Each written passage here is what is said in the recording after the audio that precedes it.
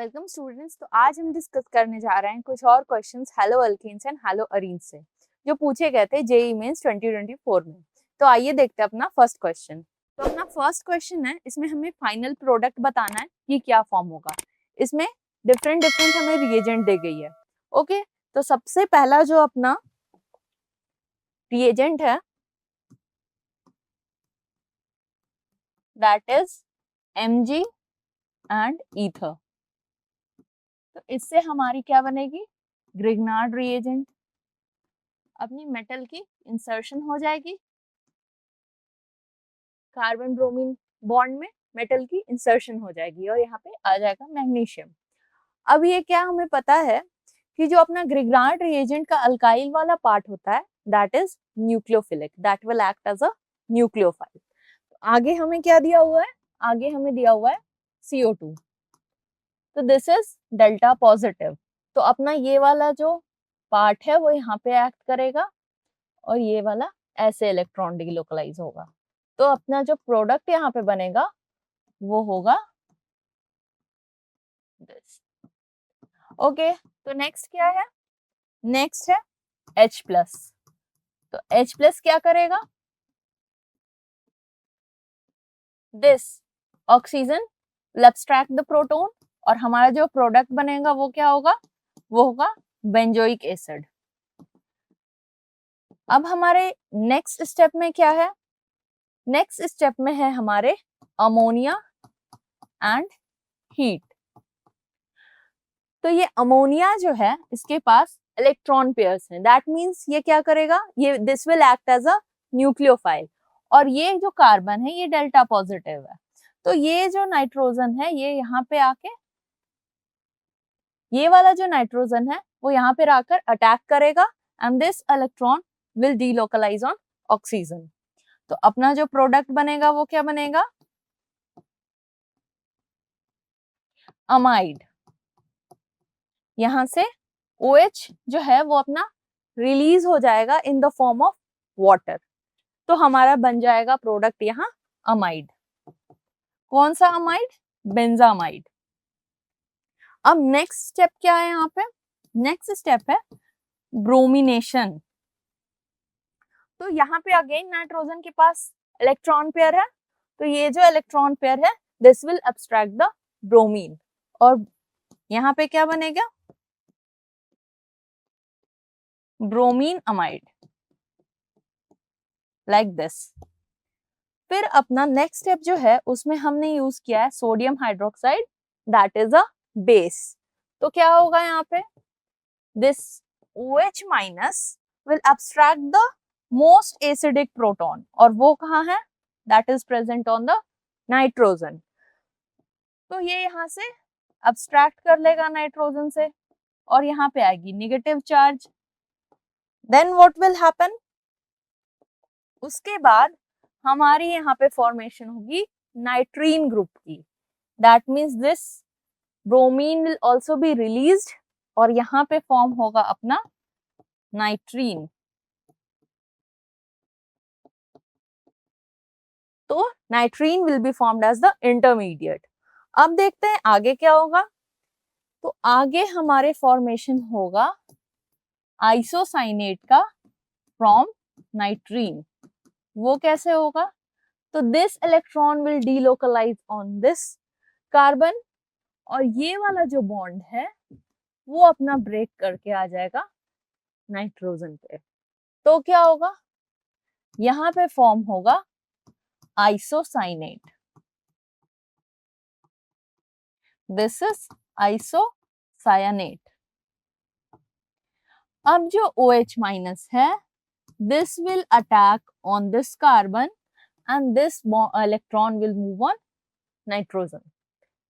तो यहाँ पे अपना बनेगा NH and COOH।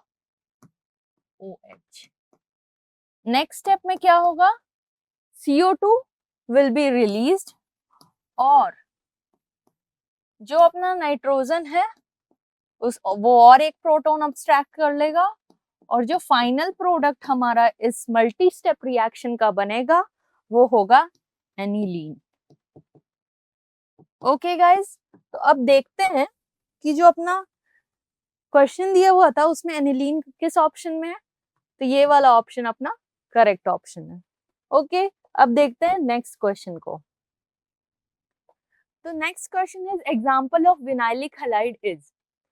तो विनाइलिक हैलाइड सबसे पहले देखते हैं क्या होता है। विनाइल पोजीशन क्या होता है? सबसे पहले कोई भी ग्रुप अगर sp2 हाइब्रिडाइज्ड कार्बन से डायरेक्टली अटैच्ड है, that means that is the vinylic position. मतलब ये वाला जो पोजीशन है दिस इज विनाइलिक पोजीशन, और इससे अगर कोई ग्रुप अटैच्ड है तो इसका मतलब वो विनाइल की डेरिवेटिव होगी।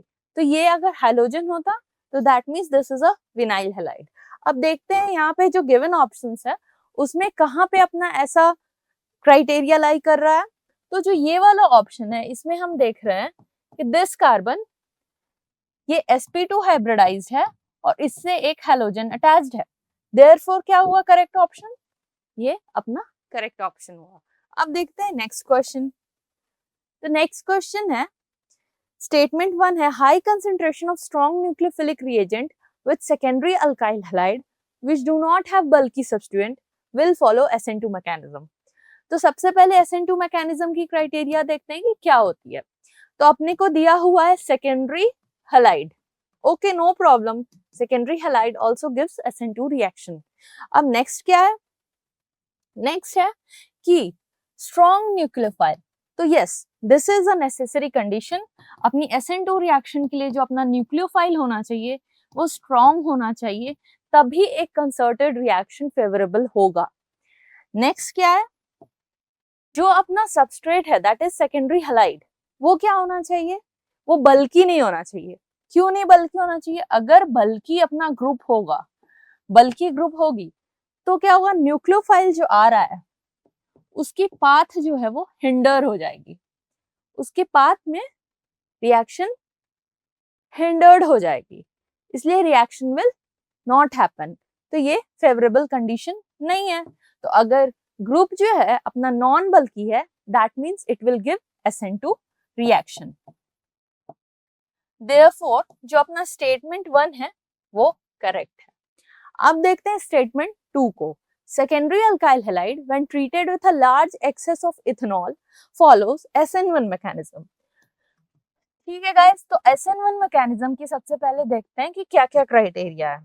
तो अपना जो SN1 मैकेनिज्म है वो 2 स्टेप रिएक्शन होता है, जिसमें सबसे पहले स्टेप में क्या होता है? कार्ब कटायन फॉर्म होता है।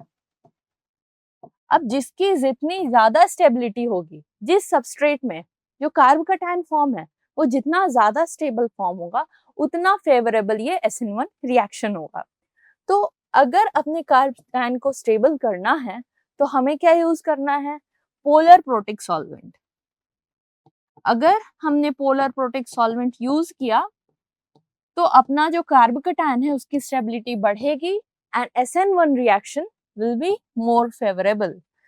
तो जो इथेनॉल हमने यहाँ पे यूज किया है वो क्या है guys? That is a polar protic solvent, therefore it will favour SN1 reaction. तो इसलिए जो अपना सेकंड ऑप्शन है वो भी करेक्ट है।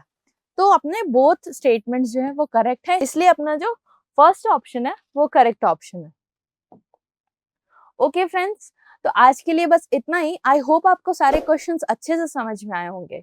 अगर आपको ऐसी और वीडियोस चाहिए तो हमारे चैनल को प्लीज लाइक और सब्सक्राइब कीजिए। Thank you.